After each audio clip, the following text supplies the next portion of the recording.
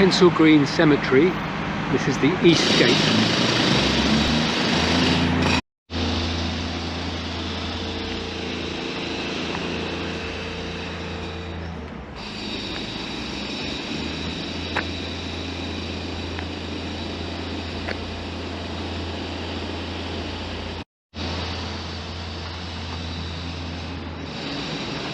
Herschel.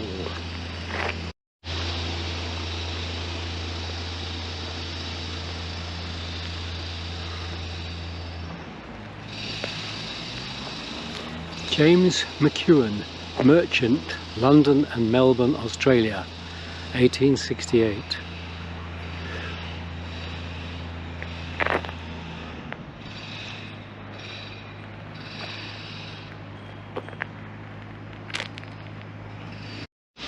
Somebody with a long name here, Ada Maud Ullathorne, New York, New York. John Benjamin Smith, first president of the Anti-Corn Law League and a member of Parliament. A pair of very imposing obelisks, and the first one is to Robert Owen, a philanthropist. He originated and organised infant schools, secured a reduction in the hours of labour for women and children in factories. He was a liberal supporter of the early efforts in favour of national education, and so on. The next one is in memory of Joseph William Corfield, who is actually buried in Abney Park Cemetery. And it says here on the inscriptions the list of names for the men and women who gave generously of their time, the conditions, happiness of all classes of society, against the old brutal laws of imprisonment for pre-printing have been swept away, and the right of selecting our own lawmakers has been chained mainly by efforts. And there's a whole list of names all the way up here, and the same on the other three sides. And here on the other side at the bottom it talks a few other names: Christian Socialists, pioneer of the Women's Cooperative Guild, one of Scotland's outstanding cooperators, past president of the Scottish Cooperative Wholesale Society, and so forth. Over here is an area of much more recent graves, certainly into the 2000s. There's one there for 2016, so very much a churchyard that's still being used. One here to Daphne Pellegrini. The name is well known for a certain product.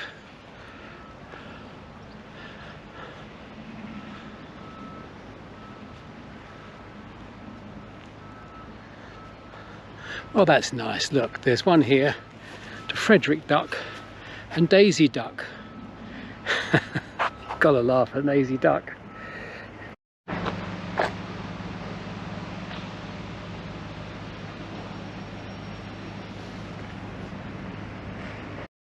One here to John Smeaton, a civil engineer to the London Dock Company, 1806, 1842, a young man when he died. Some very modern looking tombs here, and they are in black stone, and they are clearly of people from originally another country, and therefore in the style from that country.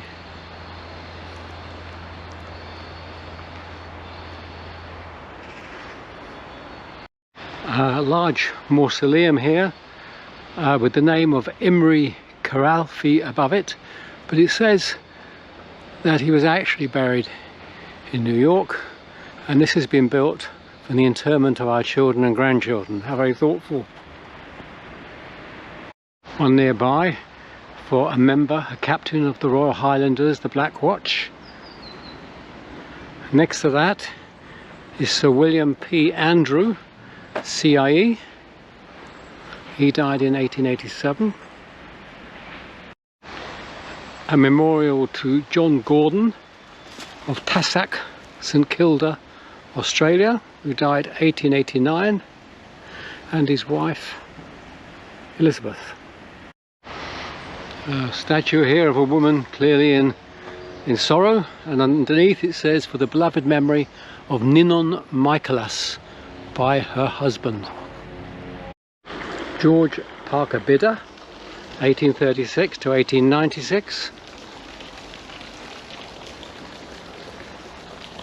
John Robinson McLean, Member of Parliament for East Staffordshire, Fellow of the Royal Society, sometime President of the Institution of Civil Engineers. In memory of Philip Isles Patton of the Honourable East India Company Civil Service, fourth son of the late Colonel Patton, Governor of St Helena. Eileen Shanahan, beloved mother of triplets. May she rest in peace. I should hope so. William John Broderick, FRS, born in Bristol and died in London at 1789 to 1859, and he gives all the sort of details of his life down there. Next door is Robert Brown, keeper of the botanical collection in the British Museum, and a lot more details which are quite difficult to read. A large white prominent mausoleum in white stone, but the only indication is on the door, Morrison. To George Wylett, and up here they've carved his relief into the stone. A very elaborate memorial here, difficult to decipher the name, but on the left hand side is the Freemason symbol. Over here it's inscribed the family vault of Charles Gould of Calcutta, and there are a number of members of his family interred there. One of several large mausoleums here, and mentions Sir George David Harris of Nassau, Bahamas, Alderman of the London County.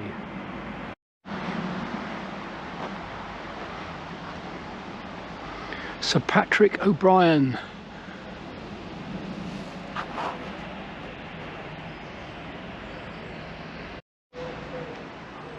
Sir William Fisher, 44 years, Surgeon-in-Chief to the Metropolitan Police Force.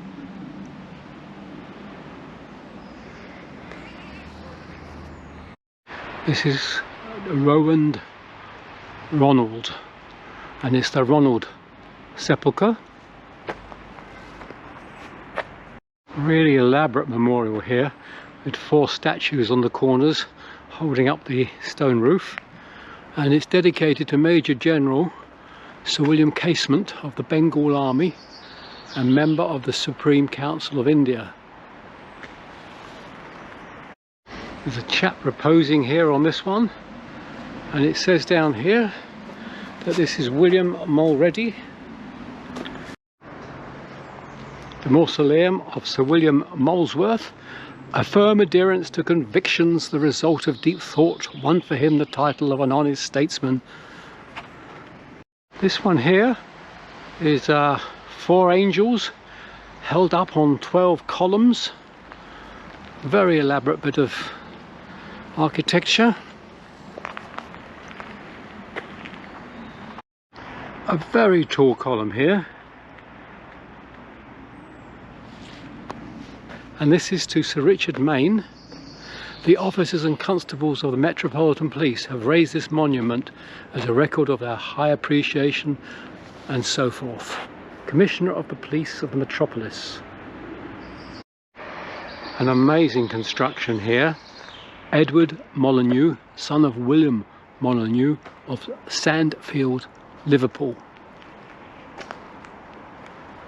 That's quite elaborate, quite impressive.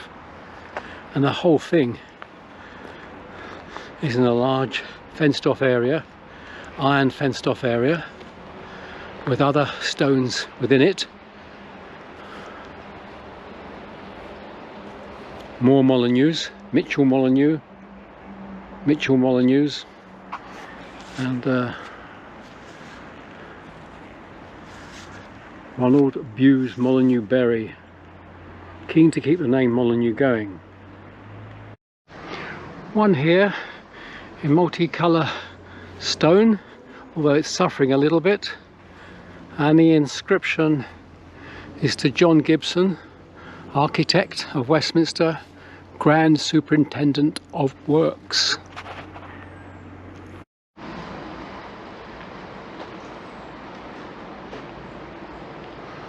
Inscribed the family tomb of Lieutenant General Duncan Sim, possibly Sims, Royal Engineers. An interesting name on this one, Helena Lavalotti. Lavalotti.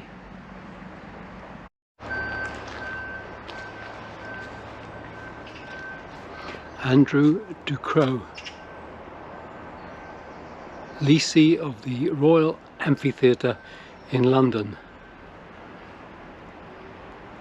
And Andrew Ducrot, the youngest son, who died of wounds received while gallantly leading his men in the attack on Rangiora, New Zealand. Now, this is the family mausoleum of George Birkbeck. The second one down, George Birkbeck, the founder of the Mechanics Institutions, who departed this life 1841. And above him, William Lloyd Birkbeck, Master of Downing College, Cambridge. Henry Birkbeck, civil engineers, and several other people. George Cruikshank, artist, designer, etcher, painter, died 1878. For 20 years a total abstainer and ardent pioneer and champion by pencil, word and pen of the universal abstinence from intoxicating drinks.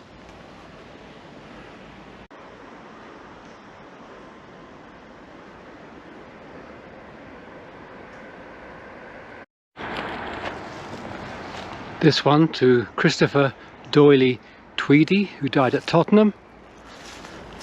Dorothy Esther Henrietta Tweedy, widow of the late, and William T. Turpin Fellows. Sir Charles Locock, first physician to Queen Victoria. Admiral Sir Robert Waller Otway, having served 62 years in the English Navy.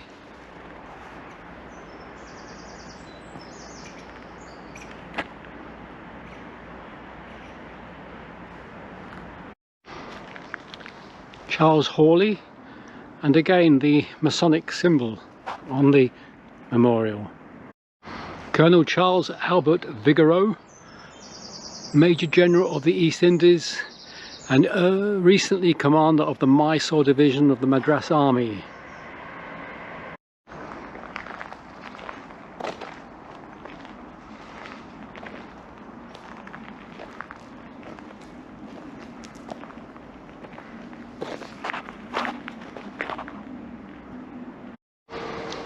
The tomb of the Paul family,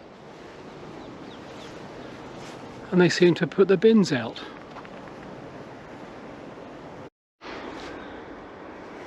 The family vault of James Malcolmson.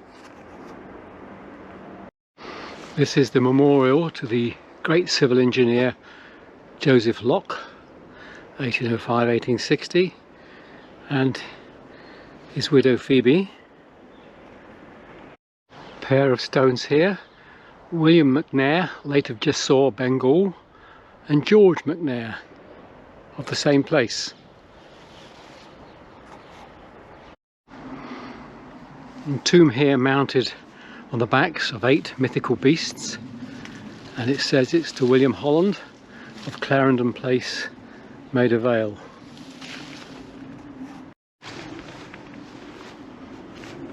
Major General Richard L. Evans, Colonel of the Grenadier Regiment of the Madras Army, died 1848. The large one here is inscribed to Princess Sophia, daughter of His Majesty King George III. She died 1818. One here to Henry Fraser, late of Calcutta, and many years in the maritime service. And a little bit more which is difficult to read, and it mentions Bombay. This is to Admiral Henry Collins Deacon. The interesting bit is the part on the top where you've got a cannon, a coil of rope, a pile of cannonballs, a broken mast and sail, and that looks like an anchor behind it. The iconography is fascinating.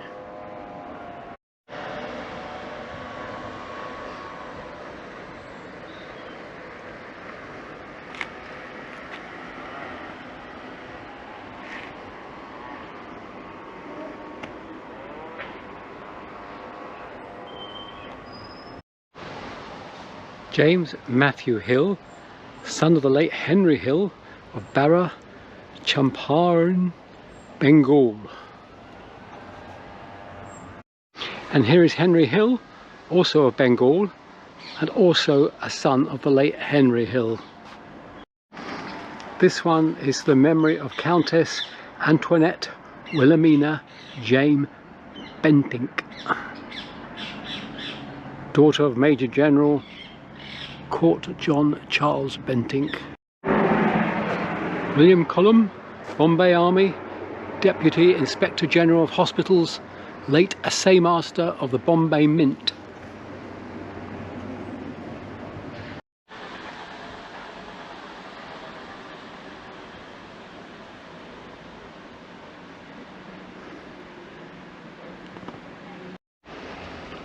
William Nathaniel Massey, and a detailed obituary.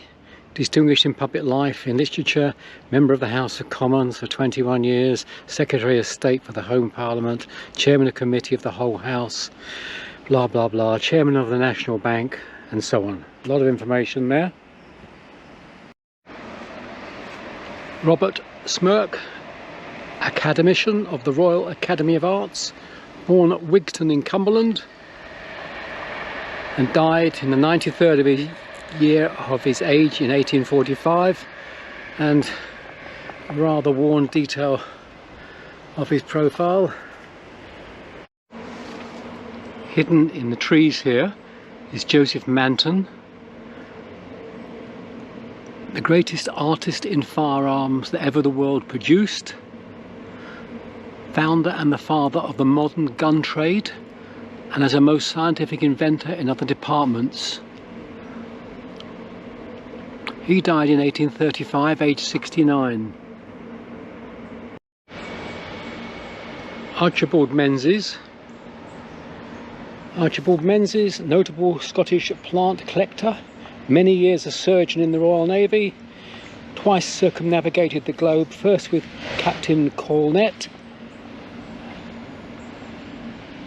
and again on the voyage of discovery under the orders of Captain Vancouver as the naturalist of that expedition.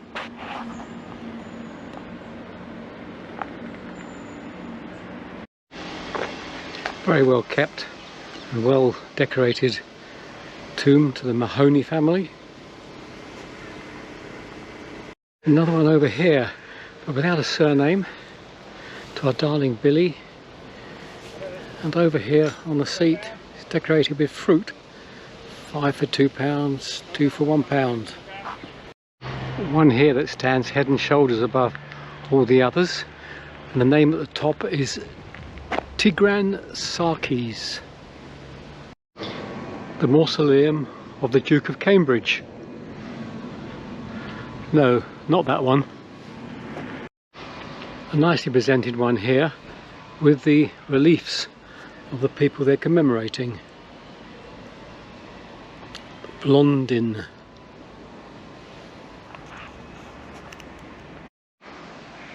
The tomb of James Meadows Rendel, a very eminent engineer in the Victorian era.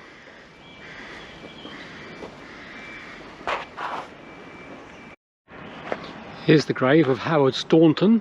You see the outline of the chest piece on the stone.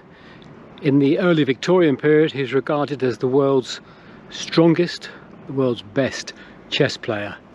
and you still come across him quite a lot in books and in references about the game of chess. It's the grave of Sir John Rennie, civil engineer, president of the Institution of Civil Engineers and of the Smeatonian Society of Civil Engineers, engineer of the original London Bridge, died in 1874. The very elaborate memorial to Sir Charles Spencer Ricketts,